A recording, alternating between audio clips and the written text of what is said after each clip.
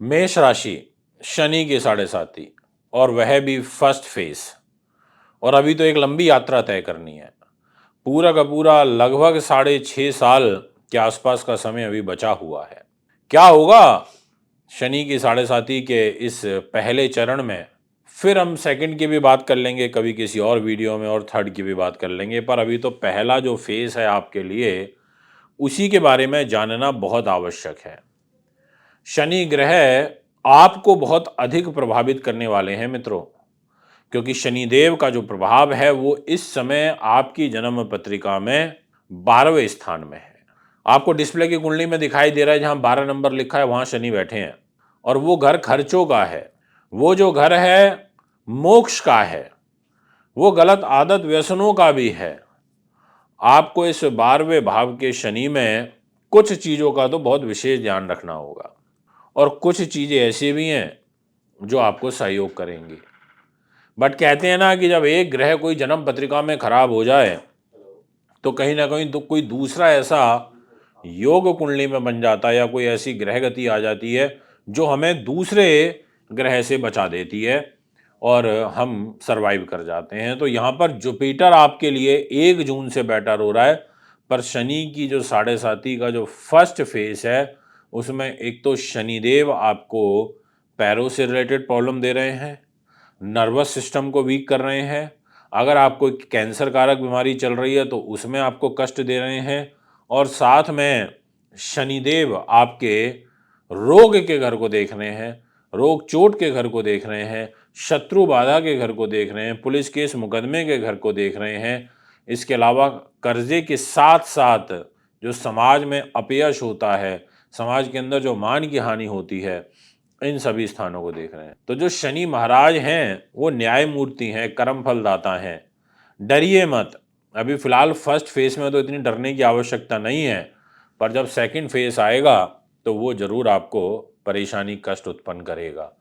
इसीलिए मैं आपसे ये कहना चाहता हूँ कि आपको शनि ग्रह के विशेष पूजा पाठ जरूर करने चाहिए। देखिए शनि किन चीज़ों का कारक है? शनि है तेल का, मेटल का, लोहे का, स्पेयर पार्ट्स का। जितने भी ये कल पुर्जे हैं गाड़ियों के, या बड़ी बड़ी जो मशीनरी बनती हैं उसमें जो लोहे से, मेटल से रिलेटेड जितने भी इक्विपमेंट लगते हैं उसका है। जितनी भी चद्दरें होती हैं लोहे की, स्टील की, उसका कारक है। साथ में जितना भी ये कारखाने चलते हैं उसका कारक है। मजदूरी का कारक है, इसलिए इसको अधीनस्थ कर्मचारी वर्ग से भी ताल्लुकात रखते हैं, देखते हैं। साथ में आपका जो व्यक्तित्व है उसका कारक है। यानी कि डिपार्टमेंट बहुत सारे हैं, और इतने सारे डिपार्टमेंट शनि के पास हैं, और न्याय तो कराना है, इसलिए वकालत भी अच्छी कराता है, या आपको जुडिशरी के अंदर भी लेकर के जाता है।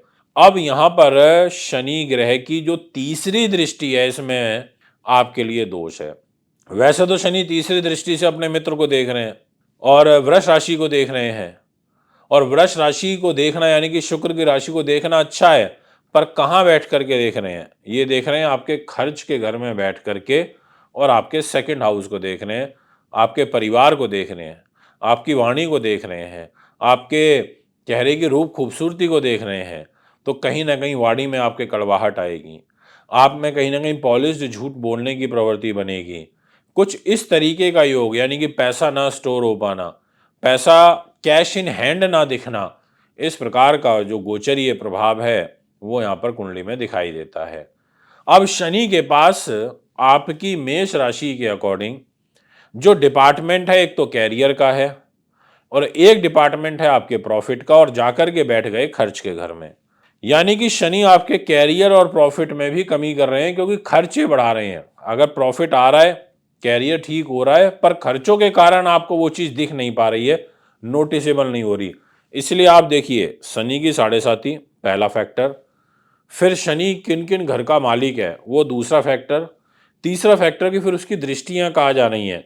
इन तीन चीज़ों को कंबाइन करके हमारे को जो रिजल्ट हैं वो यहाँ पर निकालने होते हैं। तो दोस्तों मैं आपसे और भी डिटेल डिस्कशन अभी करूँगा, उससे पहले मैं आपसे ये कह देता हूँ कि अगर आप अपनी कुंडली बनवाना चाहते हैं, दिखाना चाहते हैं, आप हमें संपर्क कर सकते हैं।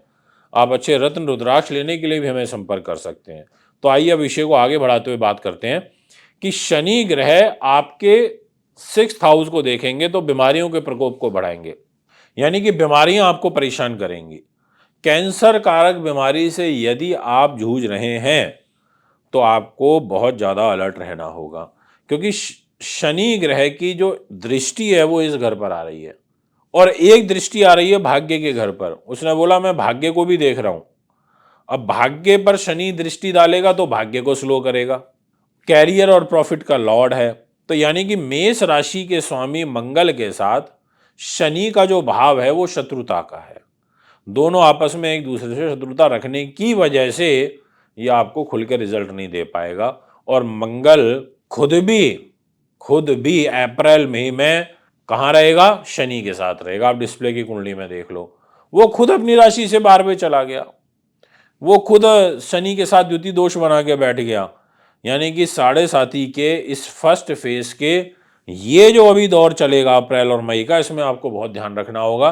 बाकी 1 जून के बाद से आपको ये रिलीफ मिल जाएगा कि आपके कुंडली में एक हंस नाम का महापुरुष राजयोग बन जाएगा, तो सिचुएशन मैनेजेबल हो जाएगी। इसके अलावा आपके कुंभ राशि में राहु बैठा है, वो भी विदेश के घर में बैठा है। बाहर की यात्राओं का जो योग है वो कुंडली में आपके काफ़ी बन रहा है। ये मैं आपसे यहाँ पर कहना चाहूँगा, अगर आप बाहर की कोई यात्रा करना चाहते हैं कर सकते हैं। कोई फॉरेन सेटलमेंट की और प्लान बना रहे हैं वो भी कर सकते हैं, उस दृष्टिकोण से भी अच्छा है।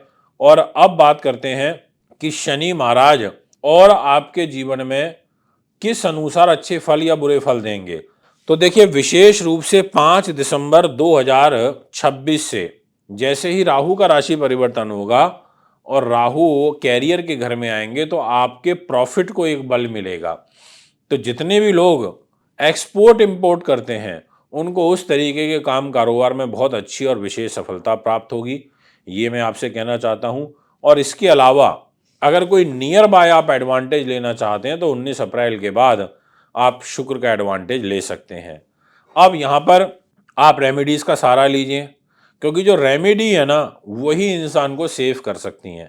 हमारे को अगर चोट एक्सीडेंट हो जाता है तो हम डॉक्टरी इलाज लेते हैं, प्लास्टर कराते हैं, ट्रीटमेंट कराते हैं, ऑपरेशन कराते हैं। अगर हमारे को ग्रहों की के रूप में कोई रोग चोट लग रही है, यानी कि कोई बाधा पहुंच रही है, तो हम उस ग्रह की जो ट्यूनिंग है, यानी कि उस ग्रह के जो पाप प्रभाव को कम करने के लिए उससे संबंधित जो चीज़ें होती हैं उनका उपयोग अधिक करते हैं। तो मैं आपसे कहूँगा कि यहाँ पर आपको शनि की पूजा करनी चाहिए, आपको काल भैरव की पूजा करनी चाहिए, आपको शनिवार के दिन दान दक्षिणा अपनी इच्छा अनुसार ब्राह्मण को, वृद्ध ब्राह्मण को ज़रूर देनी चाहिए, आपको नीली और काली रंग की चीज़ों का दान करना चाहिए, आपको सरसों के तेल का दान करना चाहिए, आपको छाया दान करना चाहिए, आपको अपनी छाया देख के और फिर उस तेल में अपनी छाया देख के फिर उसको दान करना चाहिए। आपको पीपल के पेड़ पर शनिवार को रात्रि के शाम के समय पर एक दीपक प्रज्वलित करना चाहिए और उसकी 7 बार परिक्रमा करनी चाहिए। अब ये जो इतने सारे मैंने आपको उपाय रेमेडीज़ बताएं, इनमें से आप कोई भी कर सकते हो, आपको रिजल्ट अच्छे मिलेंगे, आपको रिजल्ट दिखने लगेंगे। रेमेडी ही उसके प्रभाव को काफ़ी हद तक रोकने का प्रयास करती है। तो दोस्तों, उम्मीद करता हूँ आपको ये वीडियो अच्छी लगी होगी। फिर एक और नेक्स्ट वीडियो लेके आपके बीच में हाजिर होऊंगा। नमस्कार।